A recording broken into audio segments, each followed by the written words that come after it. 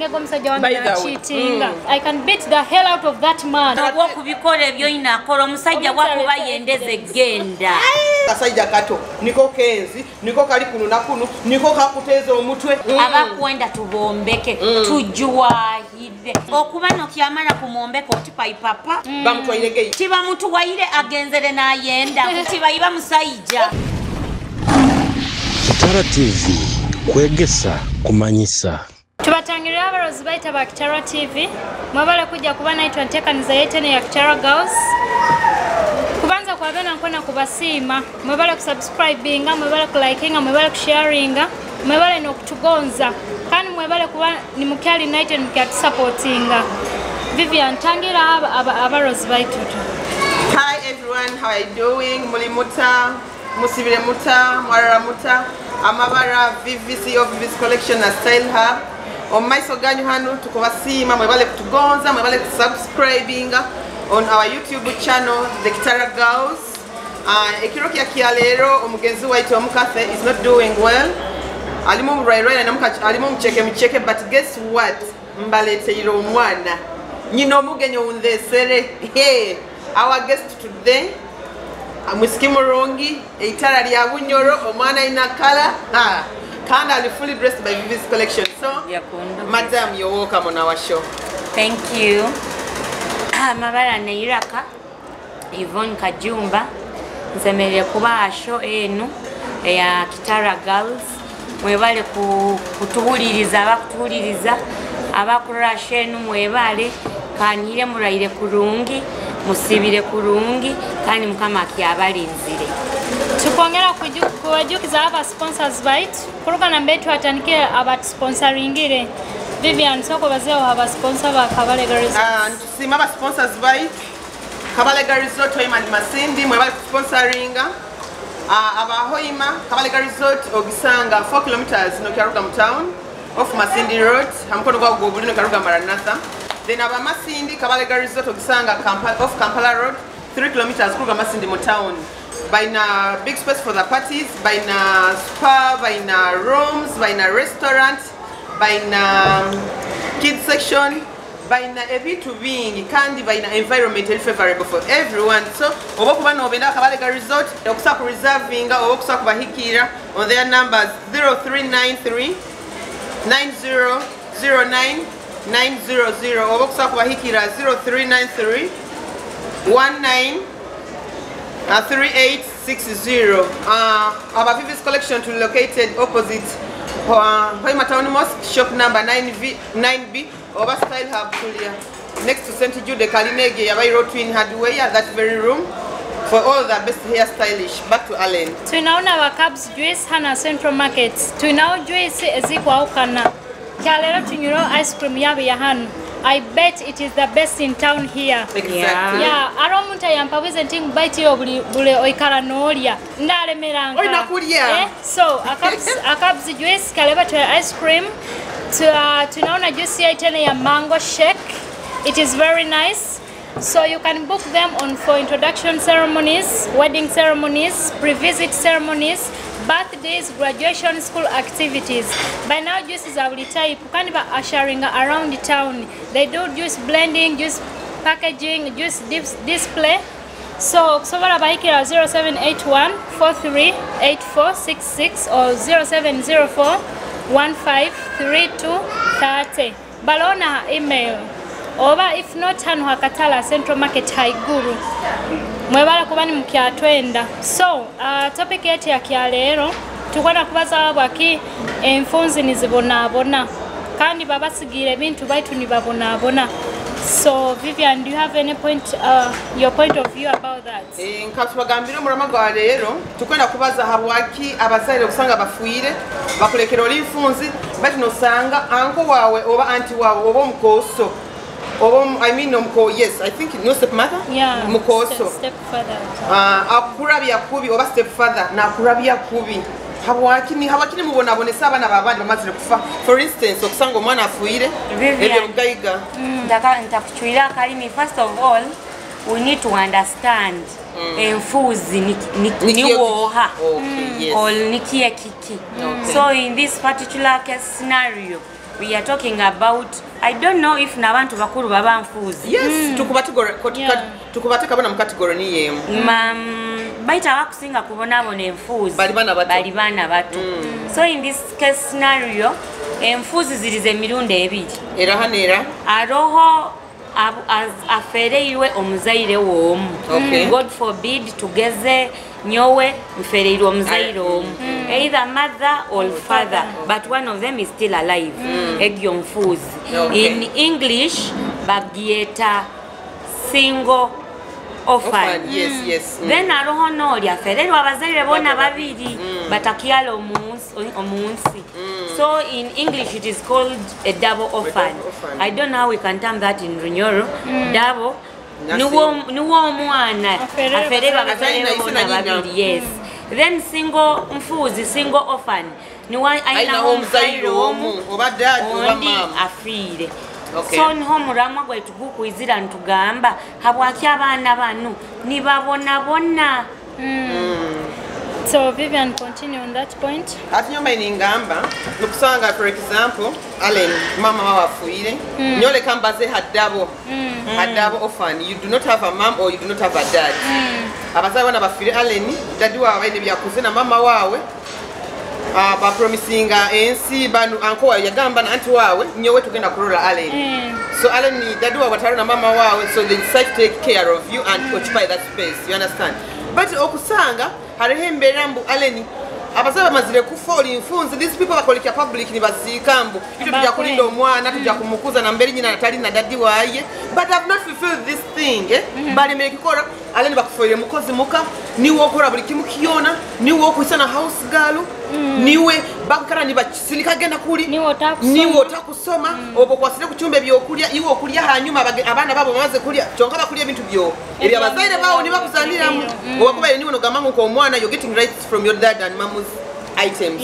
No sanga iwe Allen bageza ina kwanza kulya bayiguto iwo leftovers ebisigairo. You understand? So nyo to me buli muntu wena or relative wena akubona bonesa omwana ngabo kuba omunyanyoka akafa omwene wanya akafa nyakanya akafa. This thing has to stop. Abukuba guno guli musayi kwawo kandi omuntu wakuba fire alekera omwana waine omubonesa nawe ko mukuli na mbera ahure nako nole that takusa correct takusa garuka.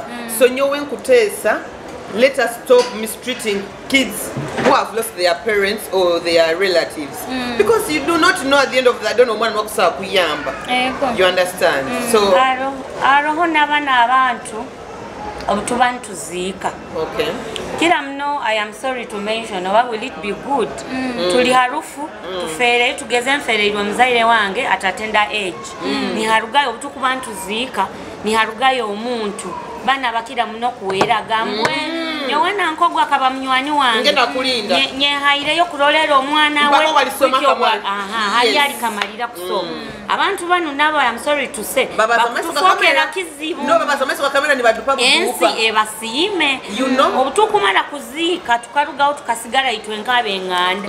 Oli obwakuba ainamu omutima ajja kujja arolero omwana ogwo ekikoto mune emyezi ebiri ekyo bukikuwa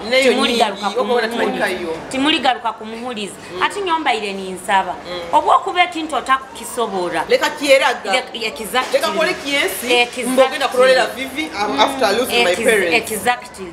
Oboraba kandi okibalize nosobora then hikiriza ekiyobalizo mu bantu abayingi habo kubokieragire wenka musakuforcingire tulekeraho kolera nti ensi okwana kusika abantu bagambe Yvonne ni watu bali mwana wa Vivi agenda kumulinda Vivi afuire but behind curtains omwana wange okamuleka ali mukiara akanenwa n'enjonza akubona taina kiyambwa bakuterera esimu tokiyazikwata bakuijo wawo kubasindikisa kati so nyomba ile ninsaba obora korekyo kusobora leka kuerage kyotasobole hansonge ge yokubona bonesa. Adding on that point no bokubatagya kusobora leka kubaza habokuba yo killing chances ozo mucha kwa ina gamangu nyoka ndole mwana wa Vivi because omusimu tuinaye abantu batwenda genuinely nasagamba nnyo omwana wa Vivi, I'm going to take her on, you understand? But ati already oyisire chance y'omwana wange kufuna ramulinda ntaroho oyolekeza ogenda kumulolera oyinza kuyolekera mu bantu okufayo kwa munywani wange. Yes, you understand? So now byokwera nga tutagenda kubikora, let it stop. Like other people, there are genuine people out there. Akusakwata mwana, even I've seen people nakwata mwana wa namwenda from the word go to the day she loses her breath. Those people are there. Even no wakuba na kya breathing. Exactly. So I don't know yenda kuita that chance symbol of space yokuba na kora. No. You understand? So Alan, you, what is your view about that? So me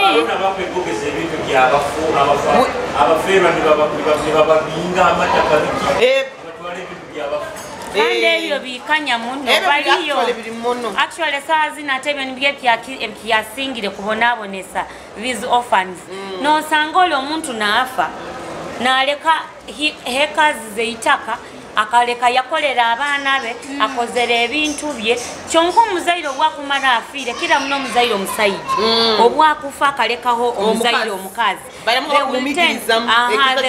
You know, in this society they all make us women down. Yes.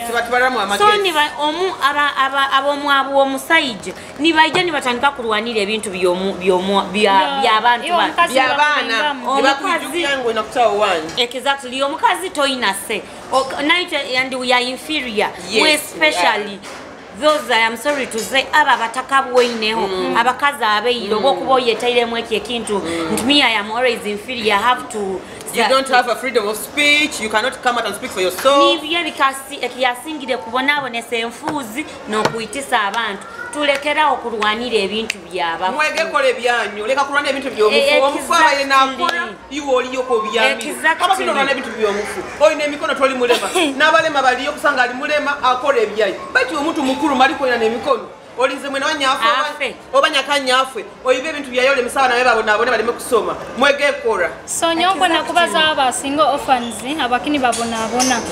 So nyonte like for example mama omwana bakuba feel of course omusajja tagenda kwekala tali singa aina kuswera nagenda naswera omukazi atina yekugeza like for example bana abasajja abakora safari muno osanga omusajja agenzera amazire y'emyezi 2 omwana omukazi akwasira kuchonya omwana akumuchonya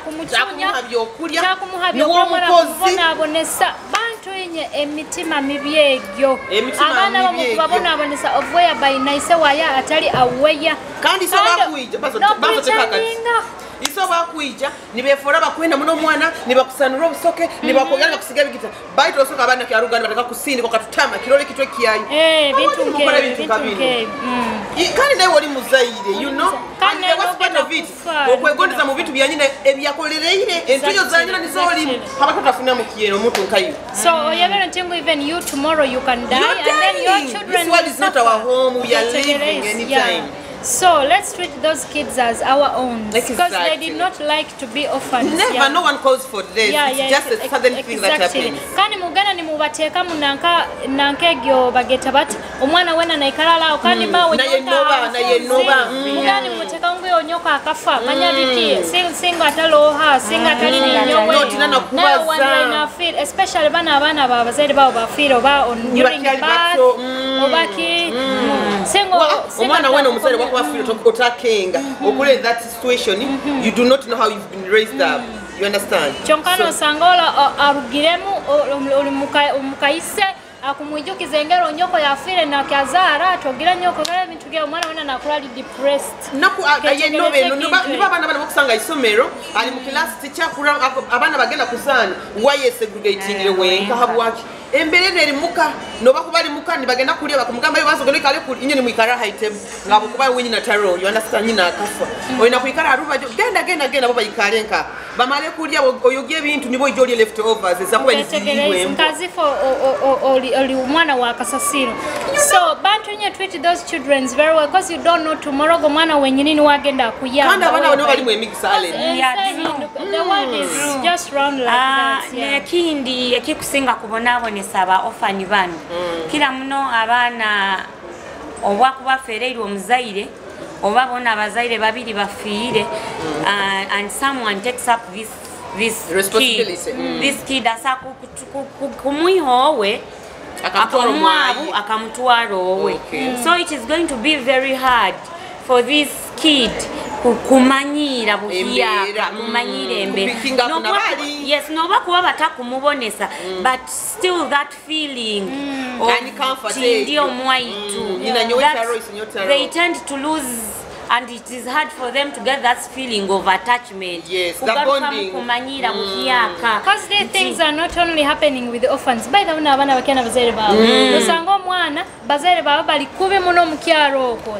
Then aromu orugana wa omugaiga. Najana agamanya nyowe nankolo kamukukwatira. Nagenda namutwara Kampala hoima musite. Omwana najana abona.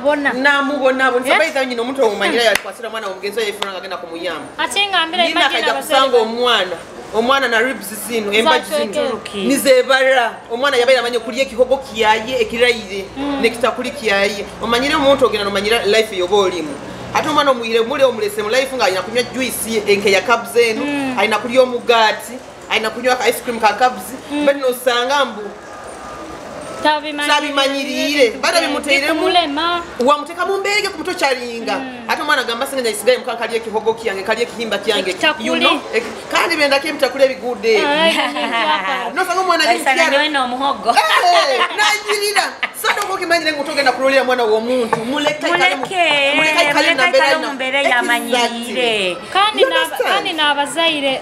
Yes, fine to manyengu okwendo mwana asome obake mbera mbi muno, but you also need to consider your children. Ora babo ino sign ntingo mwana akubonabo. Ya omwana muyiheyo garuko ikale nawe mulime. By the way bana abamu obwakulira mu emberege ayegana okweyemereraho. Yeah, very determined. Okuba very hard working person. No sangolo mwana akusoma kwesasulira fees akurolera abato baye. Yeah, things of that kind. Timanyire, I'm going to put this in English. Someone will help me translating. These orphans also suffer increased vulnerability. Like agendo mumuntu omukikaro kiyokwe byabiro bintu gamba gakwebereramu nibamukozesa kuruganya enkiya karampa karweba gyotahumuire na gamba kandi mawenda akora kinda that is the vulnerability I am talking about. Ntinyina kukora habwo kuba tinyine kigarukaho. This is my future. Mbaire ninsaba abantu abakutwara abana banu. Stop subjecting them to being vulnerable. Ntinabo mubatwale nk'abana abanyu. You understand? Yes, mubatwale nk'abana abanyu. Yeah. Mulekera okubabona abonesa. Obo kuba manyiro twaliro mwana w'omuntu ogenda kumufora mukozo wawe. Mulekeyo wabu. Bonze kabatayina bazaire bebona. Muleka abona abonera omunju y'omwabu. Yo kimanyo obo wantu sakubona abo. No kandora abona. Orabona abona oti. Okuleke okukyawe no byamaki ekikutia kiyawe. Kando ine mirembe, you have peace. You're feeling at peace. He or she will not concentrate. Never. You already have a lot on your mind. It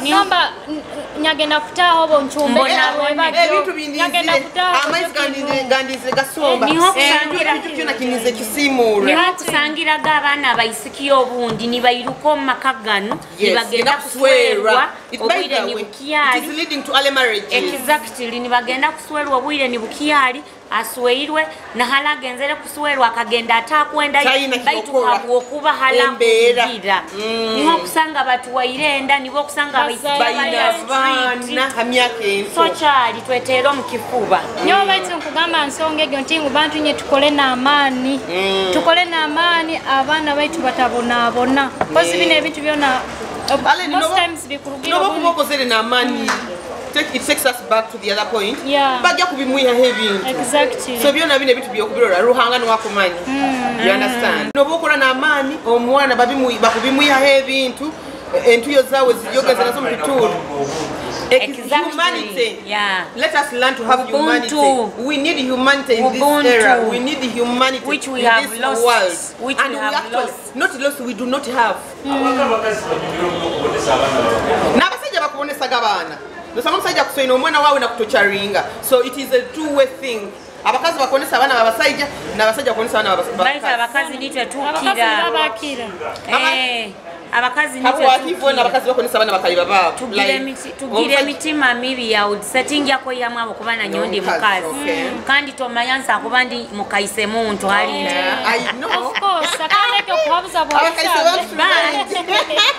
abakayise bantu tuli bayingi muno ngira we tend to think nti bunda abonesa omwana ono ajja kujuwaha andugiza omakagano nsigale n'omusajja n'abaana abange which is not the case nkwokagambirege from the beginning nti omwana ono utukubonesa kiyaleero nyenkya asaaniwe ku lugamu nowange wunyehira omunda god forbid atarugiremu kandi niwaina kutukwata niwo Julius agambire we have to inakuba n'obuntu yes humanity. We leave all the other factors constant. Yes, tubamu n'erya itu baitu nyokwano omwana ono taina musango. Kandi by the way nyine kinyaboine ngo oboyindo mwana wo mukobaro oyino musajja oswere. For example, I and my man, we are married. I found him with kids and I love his kids. This thing really brings a lot of bonding and attachment with my man. Yo kimanyo musajja kwesigana kuhana sente because abana irorango kumwendera omwana we. Abana banu vivi nkwendo omwana wo musajja habo okubaro tugeze nswere Julius musangire n'abaana obwaka kuba omuka ni abana abe nibongenda kuse yes pretense and by the way this thing is not only in loving kids abatusangire omaka na community kila munabanywana batuyina nyo bantu yenkwenda kwongera ensonga ezo ivono takabalizeke abanywane abakazi omukazi niwo omuntu akusobola kwiha eihaliri yayeha mukazi ondina aliteka omwana tena musango iwe no mukazi omukabaro ninye mweharane but leave the kids out of that. These are angels. That nonsense. Yeah, wakino nyingine nyowe mukobara ya kwendera omusajja. Exactly. Omwana wibanyo kumuchunya. Ijo ngambe bivyolinka ndi hano twete tulepukara akasinga ni watu waro omusajja. Exactly. You understand? Kiti kubarwanisa omusajja mumwende nyweni abasajja batabatayitu. Ati mukwenda bataina tugende nka. Okay, tekniki nyagambiri nyagamba basajja tunakubamagana. Abo bali batito. Omusajja musogena ni murwana ni mwetera street hali. Omusajja nakomayo musiko wotegire. Yes. True. Me I have an example by the way. Iwe nakomayo. Omuntu akatihimba tulaba. Yatutuwara ahantu. Tukabanyowe no gwondi no anta tutaruwane. Omuntu oli yagamba ebintu by'abantu bano bintamire. Wewe nanka muba nababiri okoma mu. Batuwara nyoba. Bako baby jujuli. Era bakubaina omukabalo nkaifono inekizibu. Otaisa n'omuntu omwagamba nyo tulagenda ntosembera halaira. Chikuna kundibi. I know. So nyowe nkugamba ntingwa omukazi orano manyatingo omusajja wawe akwenda Vivian attack the man. Nyo by the way sangego omusajja wange na cheating like nkasanga na cheating no muntu untakumanya I can beat the hell out of that man. You know almost deal with the man. But I can deal someone a transport in no bwire bwa musisi. Then I deal with you the man because mbamanyi kandi abasajja nye mutuduka muno. Abasajja kuja na kukwana na kugamba taina mukazi. Ate omusajja nakutupogera kumuyanka ale. Abantu bakugamba mwine bakitikwenda. Tukatauka chonga mu wiki mu hanyuma emyezi mukaga omukazi inenda. No obo debegero jagano omusajja ngo kwenda omusajja wabandi angambire biva kamuleka munju bakauka na kamuzara muzara mu amana. Who told you? The next 2 weeks you see me pregnant. Arabakazi abakuja n'abaana kusoyerwa bali bakuru. Sanga basajja baswera batandika kubyama habana. Bati abana mugenda gana babakiswe. Listen my point. You are the mother. Okimanyeti ngo baro tarabwa hoskar. Kandi nyowe. Aro musajja tarabwa hoskar. Omwana kuzire okurona. Ati Ivoni kankweleze for example. Okay, tukuligama ntingo bankwe hano baki. Saa zina myaka ene yindoka tugambe God forbid mama wanga genda swerondo musajja. Mkwatenge neswere na what do you expect? I know. The man will come after me. Okay, tegereza. Omuli alimuga ye hayi. Yeah, it is true. Okakulirayo. Akuliza ali niwe dadi wawe ali mukiteeke kya dadi. Naye omwana ono omusango okubya na overall mama aba. Iwa mukazi you have to put your mind up. Ate alo omwana ogo kubyama no musajja ata kumwenda scenario tokazi hura. Eke yona haje baine trending ga TikTok. Baitu byebikaba bya mazima. Nyowe na iwe tumanyi. There is no smoke without fire. Tugarukire ya muramu gwaito as why orphans as why orphans are suffering. Abana banu they also tend to get isolation from the society. Kila muno society ebwe kumanya nti mama oba dadi wo mwana ono oba bazaire bo mwana ono bakaitwa these diseases, for example, HIV, yeah, for example, AIDS.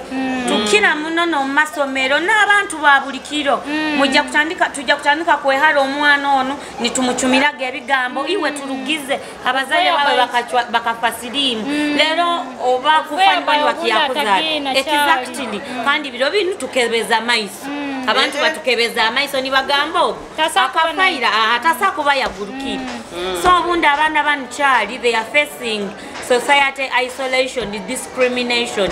Ate omwana nikimukuliramu nakurana amanya obundi na wagina obundi kandi atagina obundi nabazaire betali niyo bafiire kyonka because ebigambo by'abantu in this society of today we live in it is so harsh on us. I know. Very harsh. So we really need to adjust. So about isolation egyo arona handa omwana bamutwaire obama auntie we so no sangatinga abana boli bona they have the same character. No, the same name family name atolo mwana nabaine bara ya muhendo Chantel Chanel so no sangatingo aboli for example kusomera Flobeto owo nupa batali abana bakuzala ni bagamba iwo somera pabu ite tusomera Flobeto abana benyi bakinya omwana ogwo exactly but omuzairo entitled stopping abana abo traumatizing omwana ogwo kubolese kulivinga nabo antaki garuka eponjere twabaze ntingo how you raise your kids exactly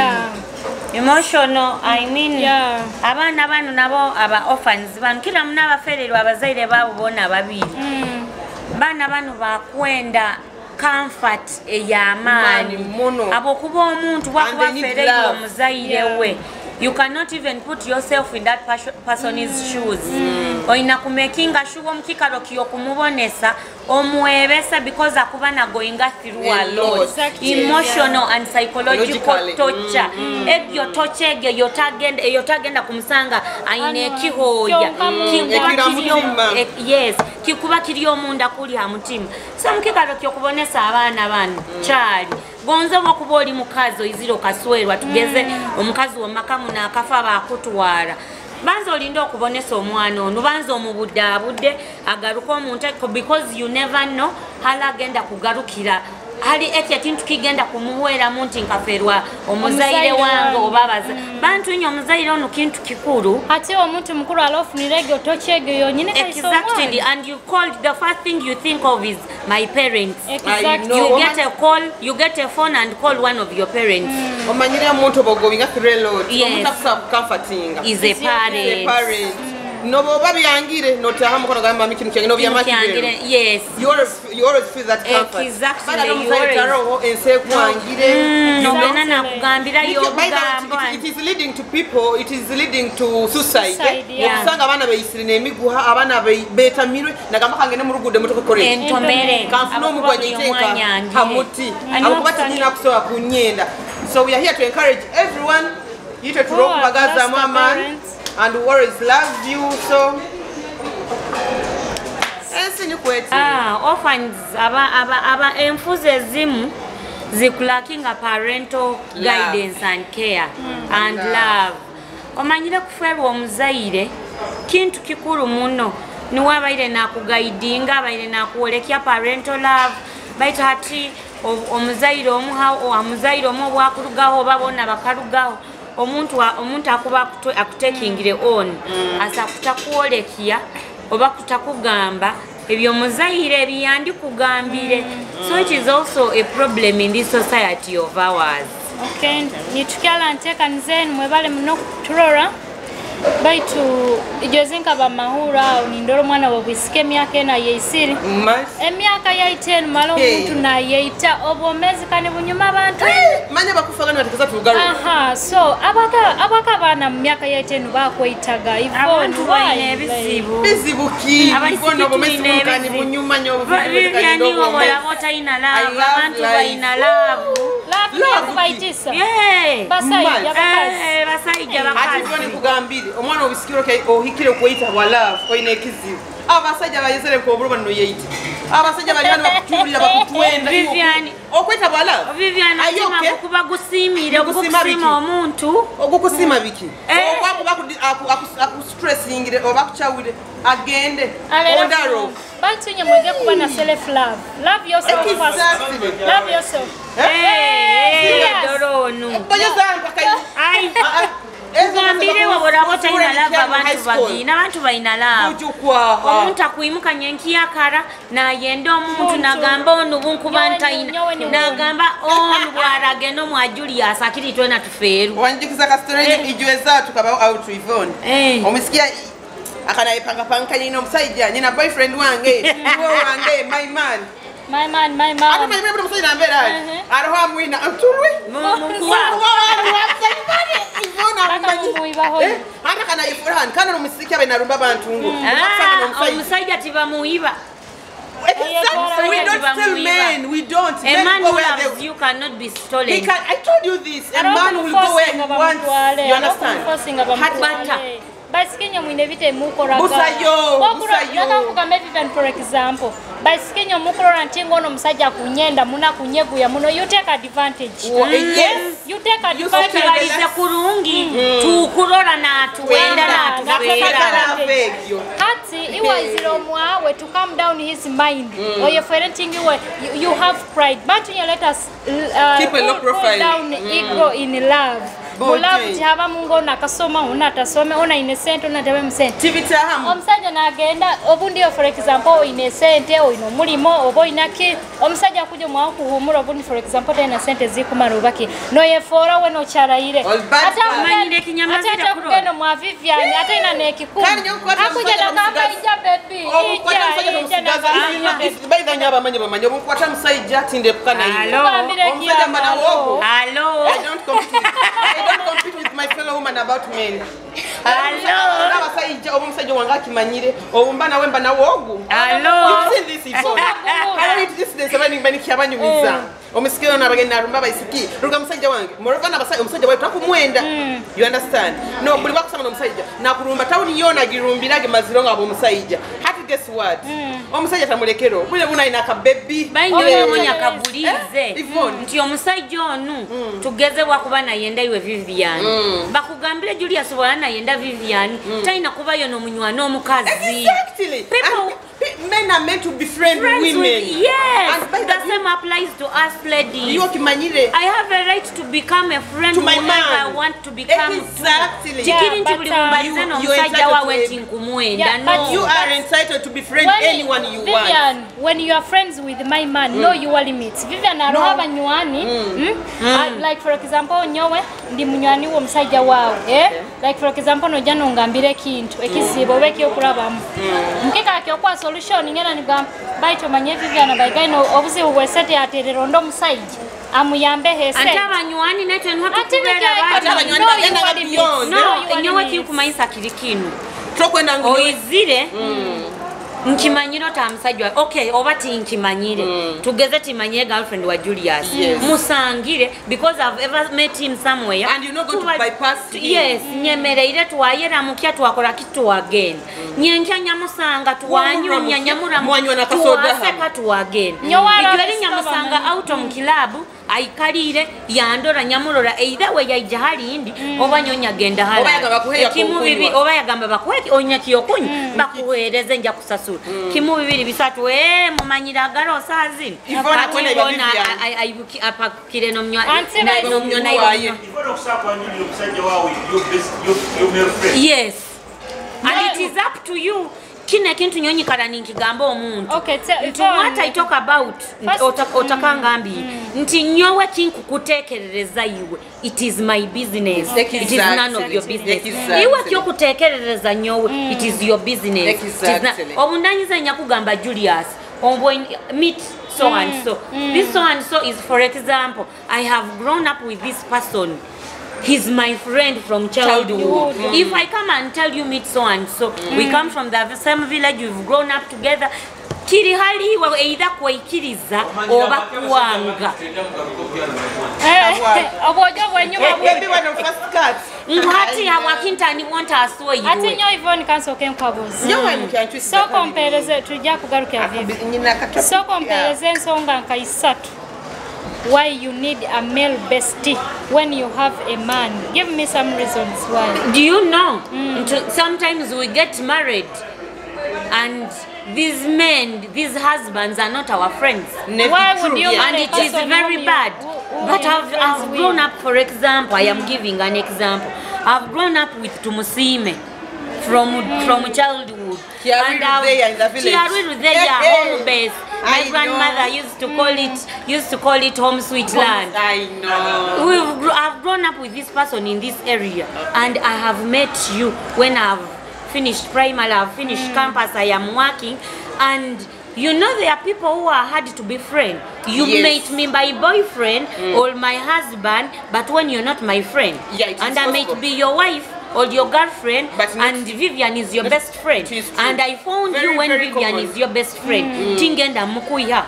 So nyonga ropo stay kugambo mwiska aka mwa bestie, mwa Julius my bestie. Yes. No, let me first tell you this. Yeah, nkaruraka posta kagama tingu, when you're marrying someone, make sure you marry your friend. What are you doing with that man? It is just a post. Cannot fail. Ati omanyina tinga bana mu ebintu binu mu bisisa. Bestie fokere bestie, obara kubihize ogezere kurara mu bestie mu katabu mu kweka dolinga. Kani mukwene nagaba you guys you're going beyond the best thing. Alan, we didn't say. Even wait. Alan, even you also know my friends. Junior Hangington, he's my brother. We've been with Junior for like 6 years. I've been with you, Julius, for some good time. I've been with Eddie K and Nona Korisoke for some good time. These guys are my friends. Whereby we cannot even cross boundaries. They know their limits. Exactly. They know where they live. Alan, we didn't say. Junior, introduce me to your husband. Then you're not a friend. Junior knows my man. No, Junior knows my man. You understand? I didn't send when I have a male bestie. Nti buli buntabukire no musajja wange. Nyirukenge ndo ma bestie. No, that's no. Oba kuba musajja wawe kulira harubaji. Omanye kandi abakazi abafumbo. Mwine enkora ngo mwine obojo obumukulira ga harubaji. So back up. By the way, this is so common. You find married women, they have these boys on their side. When they are stressed, even to be angry, nagamba kanyuko makabebi ka. Nyowembo inawaba isiki. Mwikaire banywani no omojo. Omojo nafuno mwisiki na jana kugamba wewe Vivian omanyeni. I have got a girlfriend. Oli munywani wange. Ati watotanike kuteka hembera. Abakuboka abomwina haka kurash. Ati ngambira nyonka girlfriend ndatekereza. That is okay for your case. Ati nikurara ni wapakura. Kandi omundi batupakulira kusacha. Ati nikugambire. Nyowe omusikyo ntwaitukiabaza by the back to the story. Omusikyo nasanga Yvonne no musajja ogo nagamba Yvonne ngenda kutera. But town yona agirwa inagi maziro. But guess what? Omusajja juwezi bakaba which buys this? Baka some brother in town. Nibanyumira last Friday. It was I think all this night. Omusikya akachure amazige barayona ne museka buseka. Wataka na rwani omusajja sio nagamba ogo iba. Omusajja na kabebi kandi. Aine kibebi na miga kiona nikinyereketa kiti. Nikisense kabusense kiti. Omusikya kaba mubara akarabura ati yasezwa exit ndo kwa mturukize nga babara bakagenge. You people. The money is yours when you're with him. Stop fighting for men. The man, and by the way, abasajja banu nyo bansobere. Even ladies. Aba wawo wina. No, for Julius, it's not easy for a woman to cheat by the way. Julius, for us, But it's not easy. by the time I start cheating on you, if you're my man, You are the one who pushed you've me really to pushed that. him to the wall. Yeah. You've put me in a situation like I am meant to cheat on you. Because the woman, We when really a woman loves, they We love love with all- their yeah. all. But Wholeheartedly. for a man, ajja kuija lole Ogawa Yvonne, Oma agambe, Viviani. Yvonne kalina amaiso marungi, amaiso gonka nigo gamuteera. Oba kala. Obe kala. Agenda Oma Viviani. Ekisikiro kani kinyeregeti. Eh. Ogane ma Yvonne omwa aleni. Agambe ebo kana kaisike kakataito kurungi. So men I mean, so confused. ime kiba yawe takitaito kit. Obololo muisiki asibire isoko gambe muisiki kasibire isoke liru isoke nilyo likuteera. I know. Hiyo kimamukaza sababu kombo wa budabo kuba mufuga kurunja. Iwa Julius kongereza okimanyanga omusikasa akwagomo omusajja agwomule. Ensonga kandi ensonga y'amaanyi Julius. Nyo Julius. Kusa omuntu akusakuleka ebyo bugayiga akagenda wa boda. Tingena kwenda wa boda. Genda wa revising. Hati simu Omusajja genda wa revising. bamanyira abakazi babagayiga mu tawuni mu Nyakugambike backup. Teri akuba ine ensonga yengo omuntu. Either omukisiko kwa bintu bikulu Thank you. omanya bagayiga. Niyo ensonga ngamba. Baina tende simu akuseruza sente aine emirimu ya Akikala bize. Nkwakaine akumule yamusa akuba nagigurayo. Wacha nkwakana. So nyonkwe na kongereza nsonga baki abasajja ni babayibaga muno. Ati Vivian, for example, quick example. No, let me first talk about this. For example, nyino musajja iwe Vivian oli munywani wange njakuja kutanike but Vivian omanyo aberego mwange ankozerege kurungi. Okwesoma kitanyaka kamuibe ntanyaka. No genda notandika kubaza ntingo musajja wawe okozerekire. No wange bakamuiba. No kurani kyo ni babayiba. No wange bakamuiba na nyokufuna wawe ni muiba. By the way, buso omusajja tibamuiba omusajja agenda yendeze tibamuiba Bojo iwo kimanya ti mutawuni hano baine ngombe ngi tutukwibaga abasajja babana. tibamuiba buso omusajja obayiba Kuyo iwo kuba olemere okora ebyo inakora omusajja naija kuluna asange kintu kitala. Vivian nogwo kubikola ebyo inakola omusajja gwakuba yendeze genda obo bakuba yendeze kufuna yaka baby kanda agenda kukafuna obo yendeze oba tonde toyendeze obo kozere bite birungi bwarachu wa Mungu hatinyo wamanyi ntanga inege Vivian tinkumuleka akuija genda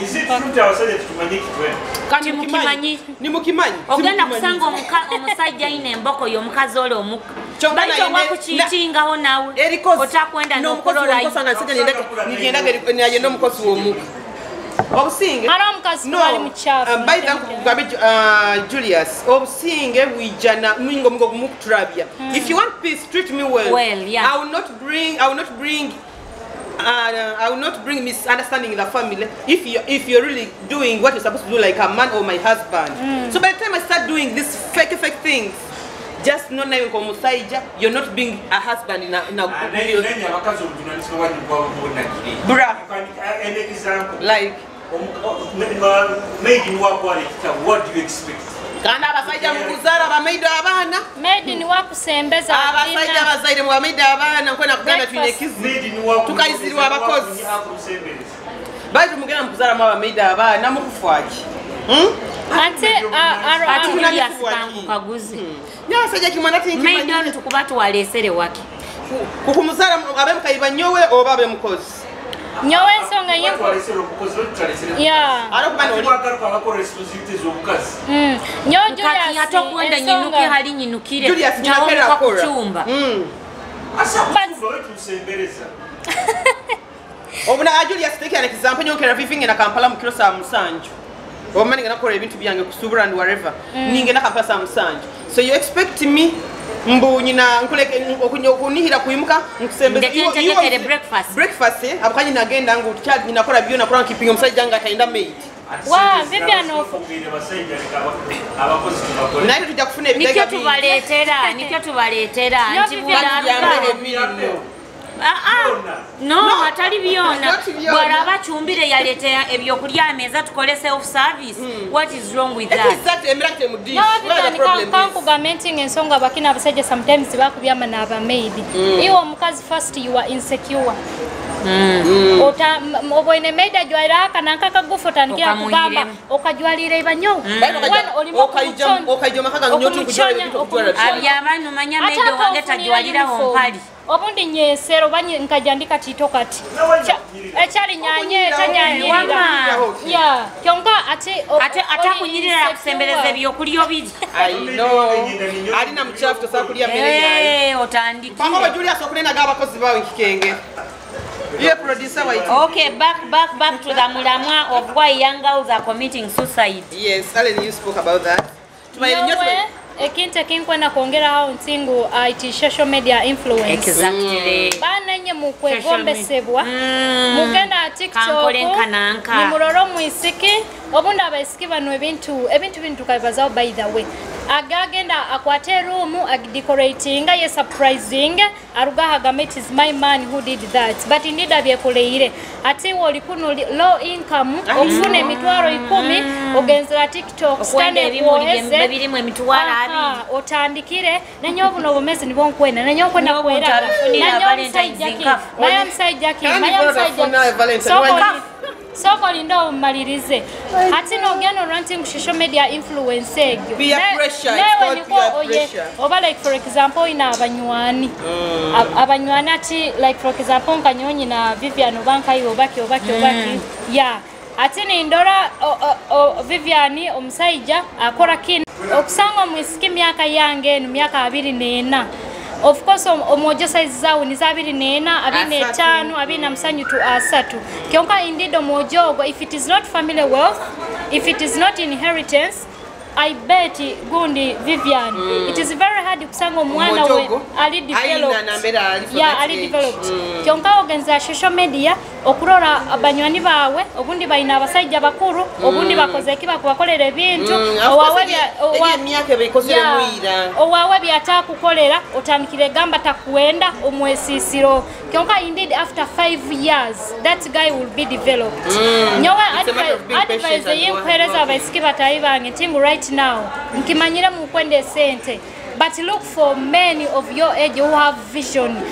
Vivian aliyo moja kuja na nkwani kyonkano rabuli mboze imukubaza aina vision akutekereza omaiso kyonkali yoli ati tugene die kulia pizza ati tukole kintu tukole genda dikabalega kuhumura nogena kusanga ntingu ate omuzeyi kaija akubiyameo amale agaruke mu mukazi wayi tin ha kugano oyeisire you depressed oyeisire because ntingu okabano yende sente koleke abanywani bawe hati oina iPhone hati kaiseti mu kwenda akora ale chances zilimu ukusafuna msaji omukuru ali mufone kizikozera abayi kama muna luck it's all about luck akankole binkwenda akampa business akaijo mwaitu you know and akombe akanyombe enjoy akampe motoka literally life ekahinduka so nyowe to meet is all about that it's all about tikimanyize yangu na nyo mukuru unda mufuna arazi ati mugisa ogwange tiguli gwawe we have different lucks so tugenda kuhumura mu kulia lunch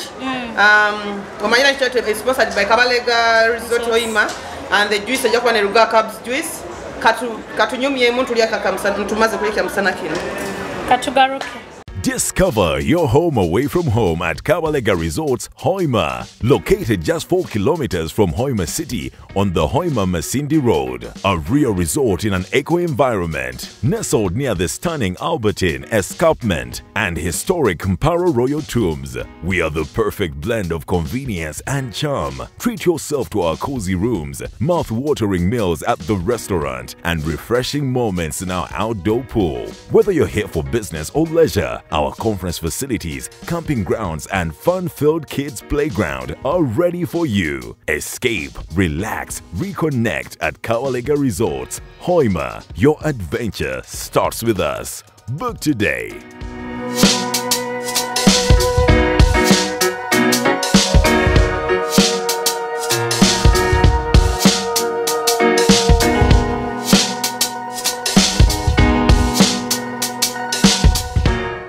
Nitubachangira yo mukabreak kaitaka kati tumewala kuba ni mukia roho baitu mteba kusubscribinga kulikinga kusharinga on all our social media handles nitukena ba Cubs Juice nkona kubajukiza team Cubs Juice Elihana Central Market haiguru So cups juice, you can book them on introduction ceremonies, wedding ceremonies, get together, birthdays, all kind of functions. They do other services like fruit cutting, juice delivering and ushers, and of course juice making. So Kanuka cocktail, it is having mango and watermelon. Yeah, so our cups juice, okusobola kubasanga number yawe ya MTN. It's 0781438466. Mwijja chali muba supporting. Mwebaleyo mu ka break yako. Nyowe again I'm to remind you about Kabalega Resort Hoima ni Masindi. But hairikia lero manyire tukoleire hakab juice bali made delivering wherever we are. So now bokuboli on ka sponsor okutuka tukwatiro mwawe. Kabalega always deliver wherever we are. So ngubajuza kialetu ile pizza. It's called family pizza. We ordered for chicken and I think beef. So they have nice pizza, very tasty. They are giving it enough cheese and enough chicken or enough beef that you really want in it. So abakabalega bahoima okusaku basanga 4 kilometers no Kiaruga mu town, no Masindi Road no Kiaruga Hamaranatha Primary School. Aba Masindo kubasanga no Kiaruga mu town is 3 kilometers off Kampala Road.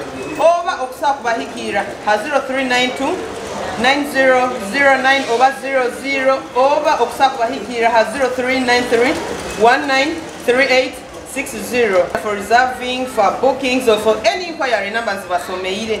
Then nkona kubayijukiza abantu ba Masindo manyire ne show eri Bunyoro oba Kagadi oba Bulisa hona tukwika bakiryando iwe tuterebutere simo gambe muije hanu yitwe we at your service. So next week, next Sunday show ya itu tugishutingira Kabalega Resort Masindi. So abana ba Masindi okwenda kuturoraho. Do you wanna see how we look like? Do you wanna enjoy our show? Tugenda kuba Masindi mutulinde turoho kandi mutuende mutujumire mu bwingi. Aba Masindi we are coming. Kabalega Resort Masindi, you should get ready for us. We are coming. Get ready for us. So back to Yvonne, our guest. The pizza is not bad. Okay. Mwena loko akwenda kwehikia pizza. Abajungu bagera pizza. Please don't hesitate to reach out to Kabalega Resort Hotel Hoima near Maranatha, as they have already told you. The environment, those who want to go there for swimming, relaxing, for a vacation, for a holiday, you're stressed, please, Kabalega Hotel Hoima is there for you. They have gym, by the way, is it second day of Sunday in every month? Every first week of the month, every Sunday of the month, tuna Zumba. At Kabalega. Tuna live band, by the way, last Sunday we had live band. And ekitu kine kiteremu sente meya. Omulord Brian Kaboya. Adieri. Mukamasitenu. Otageza kumwesimbo gomusajja. He's never challenged. By the way, twetaka genzero break. Alena abairaine point ya lesere. Ya love between old men abasajja abakuru abo. Nabana abojoni bakyali abato. By the way, you people, you can find love anywhere. Age is just a number. Love abasajja bakuru. Buli muntu ayina love omungereye oba mukuru oba muto. Age is just a number. Ogenda kusangayo omwana omuto together between 27 and 33. Akuzira ombuwongo just emyaka niyo nekiyali mito. Chonkano kandi nosangayo omusajja ababibya n'okuwenda. Omukuru bayita obuwongo eri porridge. Obongo nosangayo omusajja norora ebintu by'omwana muto wa between 30 and 33 ebintu ebyakola. Omusajja omukuru owokulunkanira ayina buli kimu esente azina niwo omusajja ogenda kusanga nobwalaba atakakusaba nagenda. By the way, myo mtawuni muno halimu omuntu owunya nobere n'omutima gwange guwona. Tuina hali tuwabayiri. Bikaba bintu bya Rotary sometime back as even still at campus. Ngenda njoyire kurungi kateteya kange. Ngenda mupate. I was invited. I was an invited guest. Bungenda mpate omuntu ogwajja ndamuki amumanyire na wamanyire n'omutawuni muno mumumanyire. Ajja ndamuki nkagamba Joko is smart. Why did you buy that dress? That dress really looks good on you. Nyamugamba thank you nyamugamba mbukandi we mpako oseka ko bakaguzire Kampala nyamugamba muhoima munu there was a shop somewhere there down at the other road Kaiso road mugambira nuko yakagenzero mtawuni ogwe no muende mugambe bugama ngenda kugulira ekitetea nkeke kyoje baitu mkana wa musajja ogwo no mutima kanda bali musajja mukuru ego kandi wekitini okubya kutwe mkana wa musajja ogwo no mutima gwange gwona ini no bomusanga ntyo iro kyali nyowe mbihirwa yes tinyawura musanga ni mramukya and life goes on. I mean, he thinks you do not know about that. He thinks I don't know. You should have told him like I am not that kind of a person. Me, I will tell you that. So Vivian, why you want abasajja bakuru bakwenda kusettlinga atalibona no if one gets there are those abakwenda kusettlinga nagamba nyo mufune Viviono ngamba I've seen it all, let me settle down hati nyoni nabana nyowe tinyina stress yona yo kumufunamu nkwenda kitikiro. Why is he settling you? It is very hard for musajja mukuru 50 years and above 45 kubata ina muntu unless ina hekizibu. No, they must so have had. No, we're talking of the guys are in a broken marriages or they have been married somewhere and things have not really worked out. Yes, agambati kunu byangire hati emyaka ekudragging I really need to settle. Anagamba kanfune Vivian baza musajja baba mstating cake anyeguya muno. There are those men ababibo indebona nimenda kusettlinga oba ina yo mukazi wena agamba kanfune akazi kandi I am capable of taking care of these two women so ati nyoni suggesting oba kufuna ekisajja kiri kikurukuru nikikuha buli kimu ogamba kamalika ikara nakyo obunda kwenda na bana yes okwenda abana bange you are paying my bills you've changed my life habo kuba at the end of the day insane tukwenda kuba kurungi yes baidu no garuka no bana kasajja kato niko kenzi niko kali kunu nakunu niko kakuteza omutwe okubona abona kasajja niho Vivian now still stick to my point haliyo me I am team both old men and young boys. Yes because niho nyowe ngarukira ha point ere yinkugambire ge nintandika nti omusajja ogena kusanga omusajja we myaka 5 no manya iboni mazire baitu muruhangako ali stress kuonka no mubinga no funo ndi ati koleki ebisebike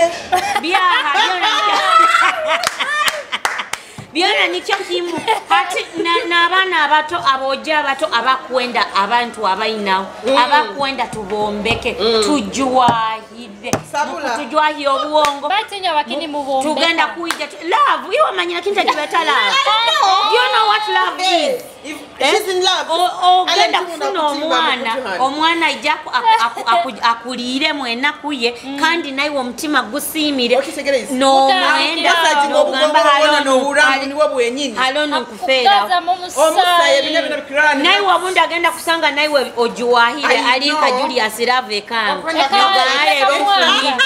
can't balibona sweetheart no yes balibona but they are there nyawanja abahereza nimweleza utanchwira kalini ni nkora na amani ningamba mfuniro no mazili kamusike tuweyombeke tubeho okuba no kyamara kumwombeka otipa ipapa bamutwaire gate tiba mutu waire agenzere na yenda kugambye gati bayiba musayija era nyo Vivian boli nsangani ntero muisiki abo musayija oleka kwa kunyeta na wa muntere mugabe baya teka focus it I know so no Yvonne manya bakinga matibiro tibalibona nyo bantu nyenje abahereza example like Bobby Wine and Bebe is she Bebe or what Bobby Wine and Bobby yeah Naba of course from scratch. Yo, so as in Komuta I still believe in love.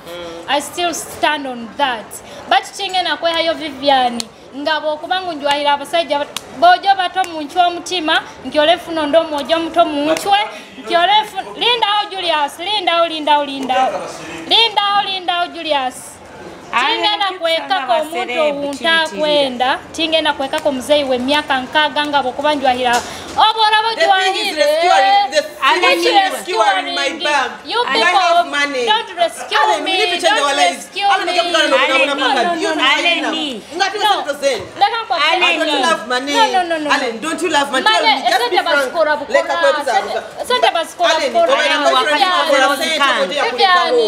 Let me give you an example. Get serious. Bantu bona bali successful, successful through many. Through men, you people you work. Ekipiona kikuleteza mutakwenda kora. Ati Allen, me I'm going to defer on you kataito.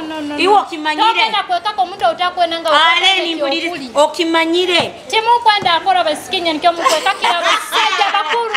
You don't want to work. No, Allen, you're beating your Let me give you an example. Alan, like in my caliber, you know, I am working and I am literally, God has taken me from somewhere to somewhere. Yeah. So you literally think I'm such a mukuru kumenda hosend.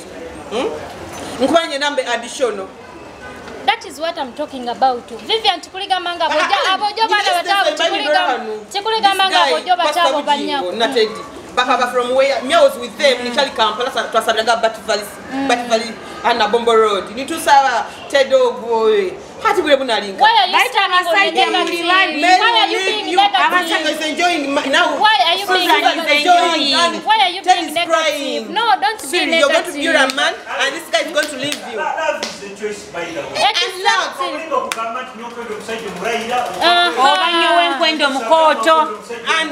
Ati nanyoni kyonga majulius nanyo kwendo mojo we miaka yange obanchwiro mutima nyongere mfunondi. It is a choice. Even me, I want younger men. I don't linda hoivo.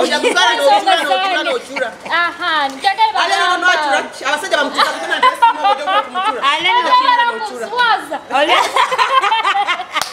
and for us women, we can learn to love someone. Ogendo muomuntu. Ogendo muomuntu otakumwende. Batakwenda nokuteza akutezea. But with time you learn to love this person. I get that bonding. Yes. Every it is okay, but me as Elaine, as you see, me as Elaine, let me cry. Listen, Yvonne, listen. Okay, Of course, you way around over Gama or Takuliwa. Of course, we all have tastes of things. When I and this one as you do it on Karafuera or no, or the Gagam. And talk when they send. They don't understand. We go back to your move. Okay. Julius, come with an example. Ngena gana nyendo msaja we miaka nkaba. Nawe. No, ngwe example. Yo wenkago tagimu baramu. Yeah, bali yo. Oyendo msaja we miaka nkaga. Arabiroho emyezi ebiri afuire, for example, God forbid. Akulekere bintu bira. Omukazi wayo byona abana. Byona nibakufundulira maiso nibakuroga. Nibakupemba. It is very hard for a man to live things with side chick. If I've got married to you, you're old. Nyowe mpe byange nebyapa itaka byange linka. Abana bango bakolire. Nkolere byange nabana kiamba kukiena hanu musawo. Iyo manyirenga abasajja abo nabo begerentinga abasiki bakwenaga batowa fukule bagezi.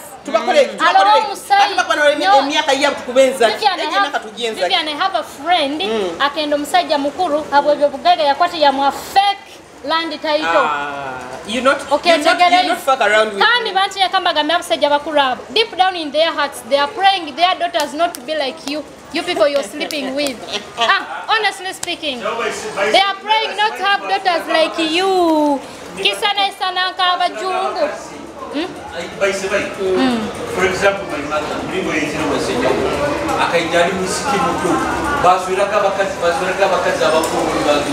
no, Julius, what is this generation? Alan, do you know these days why girls tend to go for old men? Of course, kuba homuzo mitima, but not love. You people, me, I'm living. No, they are going for these men because they know, for example, they will not engage omusajja omukulu ono. He has seen it all. No, not everyone is going for an old person. Akwenda yes center. No, that is different of Atikura and I am going to get married to this old man. By the way, true. You understand? So ajagenda yagambe nyo tinkwenda omuntu alangenzere out. Okyole kuntere simu, where are you? Who are you with? What are you doing? I want you home at this time. But why do you go to the bar? Kagama kangenye ndekisajja kyange kikuru. Kitawo mwakyo kibiyame. Kinsindikira ne sente zikuntwala out. Then kufuna omwana omuntu agenda kwikaza buno wa Julius buno. Olinka nyonku kwenda omuka. Julius lambe kamwanga kyali mu. Wa kudupa muino mukazi mumanyi. Aina girlfriend owaina mumanyi. Kamwanga social media. Yana kula bya mwe guide producer. Tumubaze hano abanga kuchawo. Nyoti nyina umanyire ndeko tanteza. Point egyo ogenda kumaro yendeze kisajja kyao kikuru kikwere sente ogenzero mubara. Unfortunately mukumaraga kuya sente abizei bikurebe. Nimukyani mujani mu byamani n'aba Julius. Antiku okando kitengera kuli kubatwaire yese. Julius ataina. Nizokuletera na Julius ntulia nawe. So anakumanya ngale kizeki kumsponsor. Ati wokimanyire nabana bojja bataba babiro bino. Nabo bakuba thank you. Nabo bakuba bali omudiiro okubola hono yendera Julius waawe. Nagabo Joyvon katutaina. Aliye kisajja kit. Gendo kikuro leta yezolese kyongota byamana. Okay, take it easy. So no run a boyfriend wow ni wakuha. But at the end of the day, you will sleep with this person. You are with that boyfriend of yours and he is going to marry you. Okay, tegereze kintwe. And ati muntu you are going to grow. Omusajja mukuru agenda kukunkumula mabana babiri. You are going to get the no, omusajja mukuru tagenda kukwata kueleza ebyapa, akueleza ebimanya binu bino. No, that is why I'm telling you, you're going there for all money. These grounds too. You people, you work. Love no mutima gwa muntu. Ale no muntu agenda kuija kuende. Gonza takuzalire mwana. Obola olejobane ikobola. Obalegano yenda omusajja tusamuzalira no yenda kuzala. Kwa. Tosamuzalira wena yenda. Anti ni keke onkugamba. Wena ye. Atogo musajja mukuru anti kubanza kumubanza banzo te okole kinu, okole kinu, okole kinu. Nimonzali. Nyowo omusajja omufumbo okuwa. Bana nya muikire kudiba. Muikire kudiba. Atudibe iwe swerwa. Inye tujja kuba ni tulombu timba ntukola tuloho ite ba meidi tuloho. Terengaro. Inya kuni muzinaga team love kanyanga ite kuli tuli mu love. Kategeza kite tuli mu love. Honestly speaking. Otaire kuita but me I am team boss. Yes. Ogenda kusangayo mwana omwojo omuto akukwate kurungi nkwaina akukwata and things will move on well. Ogenda kusangayo oli atabye na wakukwate nkwaina akukwata and feel things fail. Still ojagenda ojakurora alena inaye kisajja kye kizei kigaga kimuhabuli kimu asababuli. No, I'm giving an example. Exactly. I am giving an example. Exactly. Bambio tamuleka, I'm giving an example. Na akumukolera buli kimu gambe ale niwe kaina yekizei keka nimkola kina nyoka ogendo kifune kitaina gonza atakurugwa hone ekintu kinu kyona kirugira hakugaba esento zina baito kuzigaba nikekyo kanda abiro bina bazei bakugukire bali bakono gamu no sanga Julius wabu aina kasente kaeka tito baito amitwale bila kuwa omutwalo obazona nazikwana asigara ataina nafuna yakishugamamye kijya kumutekamu. Okay, akujila sagambira ko yakishugamamye mwanyi dikisaka story kiro kimukaba mu bar ola muiha mukaba mu one of the bars in Kijungao omwisiki ngambo muyaya akamutwara bake msajja mukuru around town akamutwara kumukozesa bakengana ka price emitwale etano imagine obakenge emitwale etano ngambo muyaya yafuna ibanja omusikia mugambo ja kuzisa soja stekanka hasimu okudoma tuli mabanja you know economy is so tight for us ona musiki mwana iwe omuyaya omusikia kutera omusajja omukuru n'esimu takola takwata omisikia gamba hakusanga kankumanyire omuyaya na musaro takumkwata matayi kamukwata matayi kalinka omusajja innocent akange kamp omusajja katukesonda sonda obusente kusasula yamugamba zaire magoba nkwende biterere abasajja bakulu ine mweberere muleke kumala gali bona n'abato muleke kuba bakuusi. This thing is both sided. Kikurugira ha mutima gw'omuntu kandi omuntu ali mugali. Bana bobwisikenye tukole bane kunyome mirimo. Nakyo mazima. Mukyanyome mirimo mukyayetunda. Betatale ni. Mukyayehoze. Wewe tikuligama ngu tukunyome emirimo nibo amunganyire cyane. Nibo ranyetero mulimo gwo kusimura mubalanje nsimule ngo bakuba tindanonye tindanyome mulimo. Atakizi mukwenda luxury life. Tugaruke yon ground. Can you go there? Before mberege bayige kumigire kumungi. Something at the end of the month. Atauni hana tauni Nyoba to let me tell you, Nyokugendo muka to show my parents that I'm a failure. I rather go and mop. I know. Because at the end of the day you're being paid. I am a firstborn. Ugendo muko for failure. I was said about burden as well. I know. Antati mukiatu.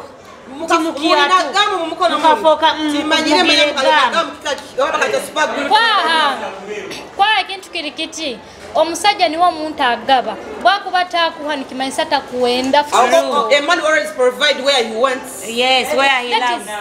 Timuna senta aliyo woina owokuzihereza leka kibaza n'olugaho naye mutima gwo kimanyire okusima vivi okuzia aleni. Yes, exactly. Kandi tokumulinde no abasikiti mwina gumisiriza okwasira omwojo musabire ekintu kemtwa 20 akugambira give me 2 weeks ujagarara kandi abanywani bawo ugambira give me 2 weeks 2 weeks zigenda kwika n'obura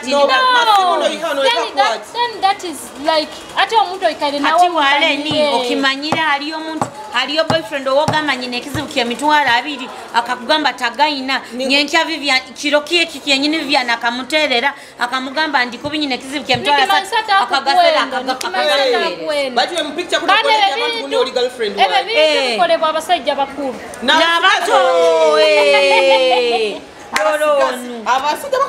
abasajja bakuru baruko onalo mulavu just kando no baikala na achura nyawe mutamba nyoba ndiye kama kaire makabiruga matali tinga genda gambi sugar daddy nyomuhara wa isiga tinga ndambi sugar daddy. By the way, I've even talked to my mom's name on internet here. I am telling you this thing on live. You people, me, I don't love sugar daddies. That is one thing. And the next thing is that I will not give up on love. I believe in love. If you are believing in love, continue searching, you will get that person. Till when? Later, I'm by the Allen. Tokaraga bakuswera myaka nkaga. Atani. It's not in we are victims, but there are those people we are speaking for, and we are cannot speak. And we are by the program. In your comment section in last week, you guys, so I'm gonna subscribe party. Instead of kubanza, abama fight kabarikire, ekiakabiri. Producer to ekyokubaza so taking a person on Vivi and victim manya kumbaza. No one is talking about you, but there is that who's really in that situation agamba Vivi bali kumbaliza. You understand? So stop making it personal. We are victims, we've gone through these things. No, there are people we are speaking for, and there are those people who are really enjoying. So abantu abani mu kupretendinga ntingo nye timubikora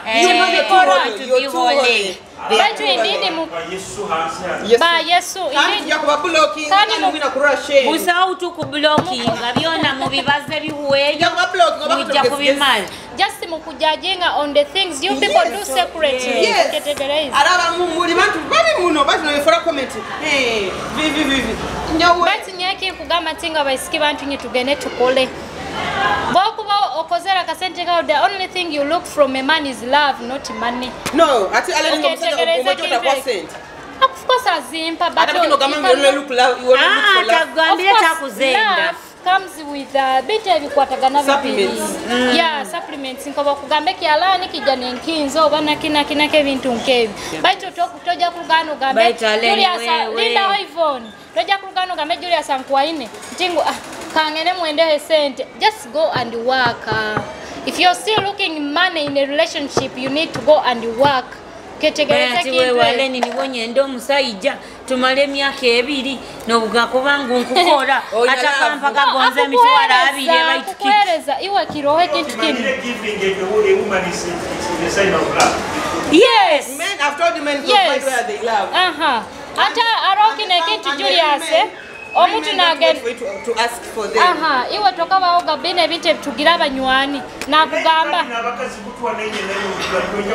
Julius Lindao twin noba no munywani nakugamba Lindao malire kino ojakibaza Lindao noba no munywani like for example nyonka Vivian nimugamba Vivian geno indeki wa Julius kigira sente geno ge nikimaliza ogenda kwenda yo sente yego nabakazi nanyi muinagaba kwenda kuba parasite. I don't know why. You are in a relationship omusajja tokwenda nokumugulira yede nakakomo omusajja tokumulika man must give kandi wo but the men are entitled to give. Yeah, you are also supposed to give. Love is a two-way.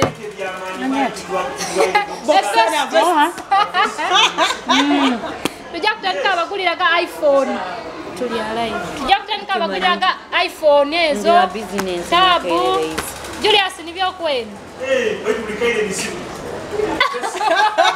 nibo abantu tukusomora okwana mkazi akugule iPhone akwana iPhone ngebikira emotoka andika producer kwa tumwe kamera osembere Julius ndi wa TV kuteka lero oruseke Julius kisinzira obwokubontaire kikusinzira obwokubontairemu ontairemu malontairemu kati nye kijja kumpaka na kuteka mukira aniwe banzo teke kwaha oli mufe okona kunchumita oruseke kane kinte kina tobo kwena nkuteke oko expecting anyonku endenti oja kuja nkwane ntakukwenda. You have to do all you can to make me fall in love with you. Exactly. How will I give you when you've not made me fall in love with you? Kan nanya basajja nywa aba nojano kwa na kyo kiliyo Julius aba baisikina Julius aba baisikini baba kugenda ga depression ni beita abalavu okenzere Julius akunyumira abo amaisho okenzere omweripiro aino kandi watakukwenda atinacho amwakuliye buliya akuliye makamule utanka utanike kwa Samira status kandi biro bina abakazi abakwesibira abasajja bakuteka muga munamani nateka musente na mu energy na rulamba akozereki omwendeze cyo omusajja jakuli abantu babona agende because at the end of the day he has never fallen in love with you omalo yeite ati wabo kwete ati tusigara buno bomezi bukunyo maki niyo bivinyenda kibomezi so need to carry na wa cabs juice hana Central Markets but akajuice mkaulini omwana cabs ebintu bikozere akajuice karoho mujamwe omusana guno batwenywe omusana guno mujamwe gaze maka juice and you ladies you have to keep hydrated mwina abakazi mwina kukaraza amaizi mu mubiri mukimanyire anything can happen anytime nyowe mba again takamalirize ka point imbe Jessica likatito mba nyenda kubaza oba na abasaija abakwenda omuli ha talking stage ege mugetegereza kyonka kwenda otekemu amani akwenda otera masimu akwenda msindikire message akwenda energy egyo man ni wokunkwana you're supposed to convince me then I fall in love kyonka okwenda malebiro bisatu tanterere ohumbuke no gamba kokanova habakita ku blue ticking habakita posting status nibona ruga commenting posting aka posting aka sasa karuyo ka video alena abaizire in simple terms it miss who you provide for. Exactly. My point was miss you whom people provide for. If you do not provide for me, don't miss me. You people be consistent. Omwisiko wokukwana kwenda okimanyeti ngutalini ewe nko kumukwana. Kandi to abaisiki immediately omwisiki Yes, if you give me attention, you are calling on me, you're checking on me, you're like kalanching kako and you're giving me money. Thank you. The presence and the money. Don't just ask me if I've had breakfast with what. Like what have you given me? So you people be consistent. Okay.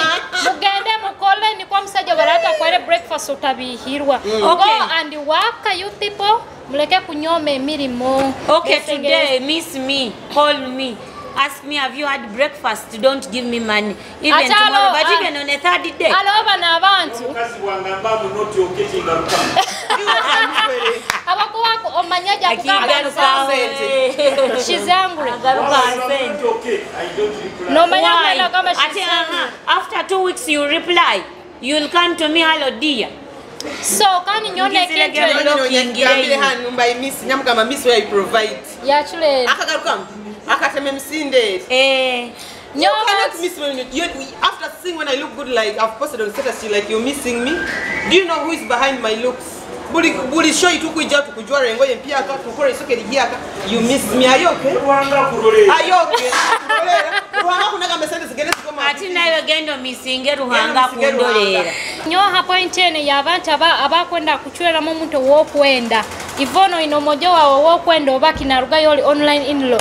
Togo msajja akamwenda hoki abasajja type za yakabata kubarona ngumanye omusajja ogo kabaire kati kabaire ata iwo manyire bite omanyire ensonga bwake ezinku nyoni wogo type yange ni wenchuzingire omanyire ensonga bwake omuntu ogo ni mwenda. Do you know why? Do you know the peace he gives me? Iwo bakino enda kunsalira omuntu owunkwenda so ba online in-laws obaya de nabantu bekiaro omanya biki omuntu nabaho na expecting obeno yenda president no yenda bantu love kuba mutima omutemi we jack. Girls go where you find peace exactly and happiness ni wo wange so nitumaliza ntuke n'aba Cubs juice so basangana Central Markets. You can book them for introduction ceremonies, wedding ceremonies, get together, pre-visit. Bantu nyo sobora kubolao oina boyfriend wawe na kora nkeifo hali ha bank no jano funaka juice mwa Cubs niba deliveringa no cheka una cannot no gamba hi darling this son is too much, please have this. Mr. Cubs, you need to deliver my man a 1 liter juice at his office there down. Exactly. So Cubs juice mujamu musangana na Central Market. Number ya yeye simu eri 07 number ya yeye MTN eri 0781 43 84 66 obokubona your birthday any type of function. They also do fruit cutting. They can decorate your fruits the way you want to be decorated. Obokwenda cake ya fruit, obokwenda ki ebintu ebyona akasimoki banoba nkenge kabagambire hamikoro exactly so ku surprisinga iyo manyire kabisa mteke makajuice omsana guni. It is yeah nikiongamba don't be stingy ladies, come to Cubs juice and surprise your men. Why not be stingy on that one who doesn't put money? No you put by the way Yvonne, I've seen the thing omusajja nyonka mugesa nyamteka makintu kemtwari 15. I actually got like 500 from him. Nyota bandize kuzimpa tinzi kutamu. So langa Kavalega Resorts. I'm here to remind you about the Kavalega Resorts, our sponsors. Actually our sponsors are coming apart from Cubs Juice. These guys are the best, but we're a pizza because it was a show away from Kavalega Resort. They have the best chefs, they have the best meals. You guys are, if you've been at Kavalega, you really know what I'm talking about. So today we did a piece of chicken and beef. These guys are the best chef at Kirungi. So if you really want them either on reservation or you want to inquire or you literally want anything from Kavalega Resort, Abahoima Okubasanga off from Hoima Town, 4 kilometers Masindi Road after Maranatha Primary. Okusaku batera head number ya 0393 193860. Abamasindi okubasanga 3 kilometers.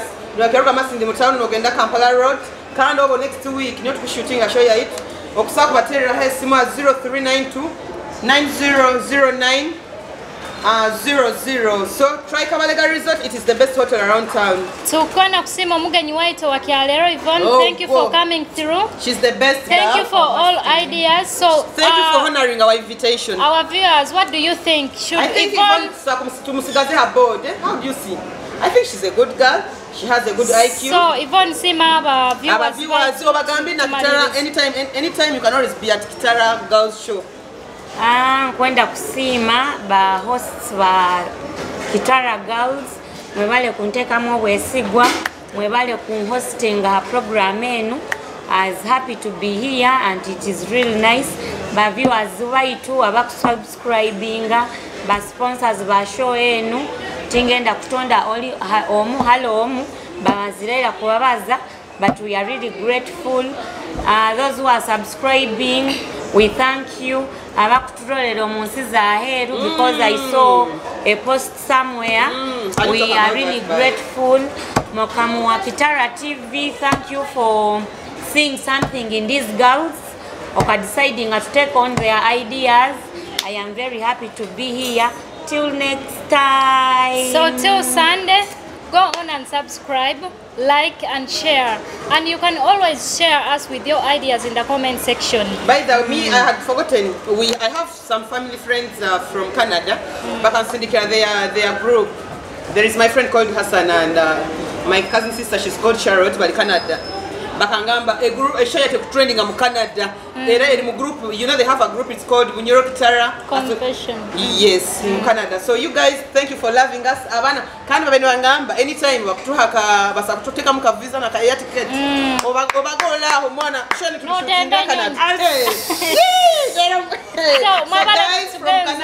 Guys from UK, USA, Netherlands, wherever you are, thank you so much for loving us.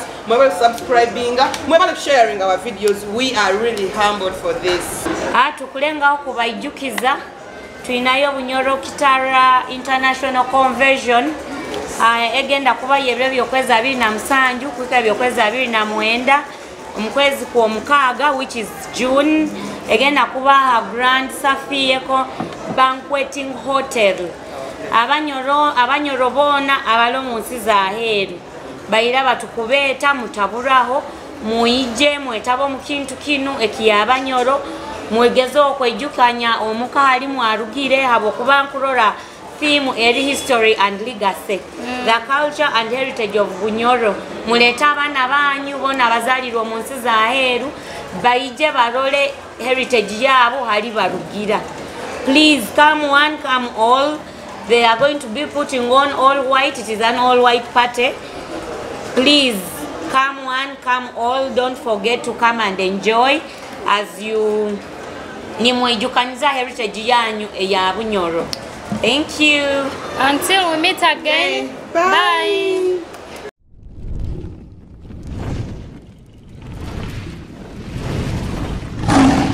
Kitara TV, Kwegesa, Kumanyisa.